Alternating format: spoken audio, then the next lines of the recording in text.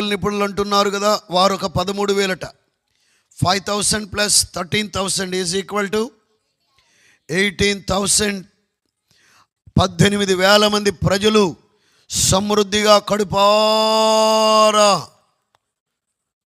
ఆహారాన్ని భుజించగా ఇంకా గంపలు గంపలు మిగిలిపోయినాయి. చప్పట్లు కొడుతూ దేవునికి స్తోత్రం చెప్పొచ్చు కదా.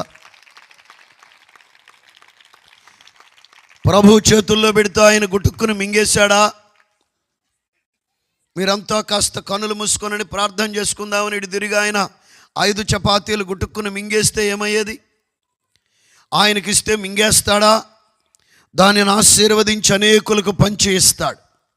మీ బిడ్డల్ని దేవుని చేతుల్లో పెడితే, మీ మనవ సంతానాన్ని ప్రభు చేతులకు అప్పగిస్తే, ప్రభువు వారిని ఆశీర్వదించి వేవేలకు దీవెనకరంగా పంచి ఇస్తాడు.